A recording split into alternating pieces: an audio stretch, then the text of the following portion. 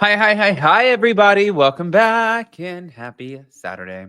All right, guys. Well, yesterday I was not on here, but I told you guys that my brother and my sister-in-law, they are both in town. So we are having the best time. Um just kind of exploring the island. I will tell you, I will never can go bike riding with the family again. This was savage. There are gators everywhere. We were kicking each other off of the bikes. My mom crashed. My brother ran me into a tree. I ran his wife into a pole. And Jason was like, I'm done. Jason was riding like 500 paces ahead of us. So, yeah. And today's putt putt golf. So, just all the exciting things. This is how you know you're just getting up there in age. I'm definitely not 21 anymore. Anyways, guys, it is 7:30 in the morning here, and I'm trying to record because there were so many things that I missed yesterday before today. That way I'm not holding them back. I know. But we have some Dorit to talk about. So before we jump in, Dorit's glam, hairstylist, whatever team, they are clapping back like a mother. And here we go. Smash the like button, guys. Show some love. And this is about to get really, really, really messy. I mean, Dorit, by the way, too, Tracy Tudor was the one who outed this, and she's calling Tracy Tudor a stalker. Hold on. Thank you to Reality Blurb. Dorit Kemsley is being called out by her former hairstylist, Chris Dylan, who leaked a series of text messages from her on his TikTok account. And this is amid their dispute over his payment. Well, after Tracy Tudor accused Dorit of stiffing her Glam Squad employees on Jeff Lewis's radio show, prompting Dorit to accuse Chris of attempting to bully her for a payment he was not due on Watch What Happens Live, he reacted to being dragged on TV by Dorit after being sent over the edge by her bully diss. Back in November, I was in New York City and I was asked by Dorit if I could stay an extra 4 days to do her glam for Watch What Happens Live, as well as a photo shoot that she had taking place during her stay. And Dorit offered to pay for my hotel room for the duration of our stay, which was 3 nights, 4 days. And she offered to send over her credit card so I could extend my stay. Because the hotel where he and Dorit were staying needed a credit card authorization form filled out by Dorit, who was not there to do it in person, Chris forwarded the necessary form to her. And this, oh God, this is about to get messy as hell. Hold on. Here is the actual form. Well, not the form, but the text messages. Right here. Okay. It says, "Good morning. Are you on your way to New York City? I meant to check out today, but have my room extended as I mentioned to the 14th. Can I send you a credit card auth form so you can fill that out so they can extend my room? You can fill it out on your phone. Just need your CC info and a signature. Once signed, you just submit at the bottom. Or you can just send me a photo of your CC and full address it's attached to, and I can do it for you if that's easier." In response, Dorit replied, "Morning, baby. Yes, send me that, or I can just call." And as Dorit filled out all that was required of her, Chris asked, "When do you land in New York City? I can't wait to see you." Oh, God. Okay. Now, after what Chris described as a really great trip with Dorit, he traveled to Miami where he learned that he had been charged for the 3 extra nights Dorit had agreed to pay for. He said, "So I phoned the hotel and just to see what was going on, and they let me know that the card on file could not have been processed. So my card, being the second card for incidentals, was indeed charged. And I just chalked this up to maybe her card got declined due to a fraud alert, maybe because I would assume she was putting her card down for her room as well, and maybe both charges for the same room in the same stay. They flagged something, but not thinking much of it, Chris said that he added the charge to his invoice along with the reimbursement for extensions and the services rendered during his trip to New York. And he said, I had sent this over to her accountant just like I always do. And then when December came, I submitted a second invoice for the jobs rendered in December that I worked with Dorit. And simultaneously, I was still working with Dorit. And we actually went on a work trip to Utah. We were chatting every few days and we were working together weekly. And I was always chatting with her accountant, trying to find out when I would be paid. And Chris said he was informed by the accountant that she was waiting for Dorit to give her the okay to disperse the payment. Now, several weeks later, Chris reached out to Dorit directly. Oh, God. This gets worse. Jesus Christ.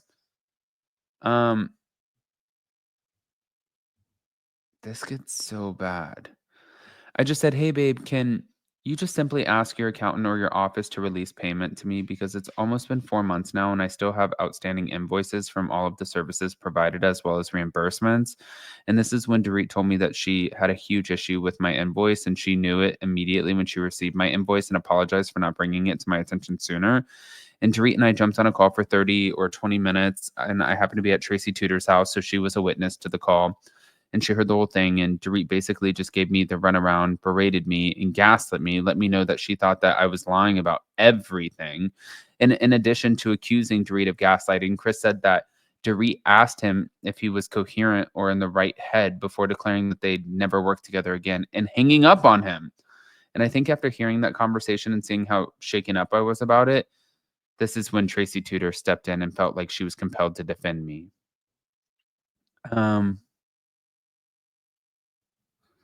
What? Okay.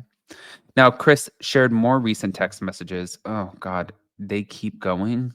Oh, my God. Hold on. Here are the more recent text messages because we don't have enough. We don't have enough. Look at this shit. Starts. My apologies for that charge. I never went back and looked. And just as you sent this and I read it, I went back to check my charges on my Amex, and you are correct. And Chris replied, the room charge is gone from my statement, so they must have realized they charged my card on accident instead of the card you gave them when you filled out the credit card auth form for the room for the 11th to the 14th. I've never called them once, so nothing was done without your permission. Still, Dorit insisted that Chris had called the hotel and requested her card be charged. And he said, here's more proof. Well, she said, here's more proof when it was reversed after a phone call you made asking them to do so. And Chris said, I've never made a phone call. But according to Chris, once he realized there had been a mix-up, he immediately sent a revised invoice. And Chris also shared their final text, which included itemized charges with dates and amounts when he could expect the payment. Hold on. Dates and amounts. Jesus Christ. So let's just go through these real quick. 11/12 extensions reimbursement, $574. Watch What Happens Live day rate. They cut it because they didn't want it to be seen. So 500. Photo shoot looks like it says 800.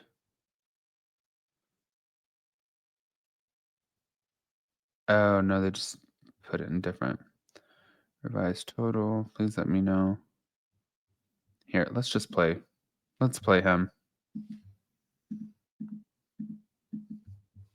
Dorit, you're getting yourself in trouble, girl. Looking like a little bit of a clown out here. Back in November, I was in New York City and I was asked by Dorit if I could stay an extra 4 days to do her glam for Watch What Happens Live, as well as a photo shoot that she had taken place during her stay. Dorit offered to pay for my hotel room for the duration of our stay, which was 3 nights, 4 days. She offered to send over her credit card so I could extend my stay. However, the hotel we were staying at needed a credit card authorization form filled out since she wasn't there to do it in person. Here's our first text of the morning, and at the top you could see that I'm letting her know that I extend my stay till the 14th and that she would need to fill out the credit card authorization form in order for it to be processed. And then I also said if she just wanted to send me a photo of her credit card, I could do it myself to make it easier for her, not knowing that it would require a digital scan of her ID to be processed into the website in order for it to be complete. She sent it over. I'm thanking her. I'm letting her know the breakdown. I'm also letting her know that I'm covering incidentals, obviously, and to make sure that she clicks the one-time use option. And I'm sending her the first credit card authorization form at the bottom.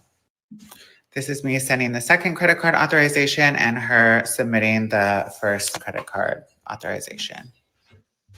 This is Dorit just letting me know that she did submit the second credit card authorization form, and I'm just thanking her, and she's letting me know when she's going to be in town the next morning so I can expect her. So that was it as far as the room situations goes. We ended up having, I thought, a really great trip. We had fun. We finished our work obligations, and I was out of New York City on my way to my next work gig.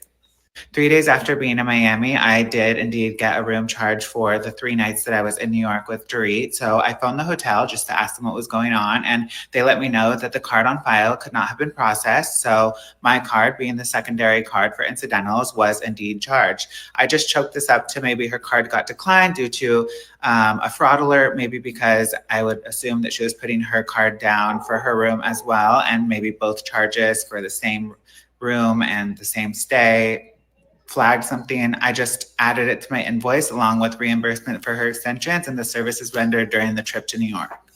I had this sent. Honestly, I'm gonna say I don't even know the guy. I don't know Chris. Sorry. I also don't know how Chris identifies. I believe Chris.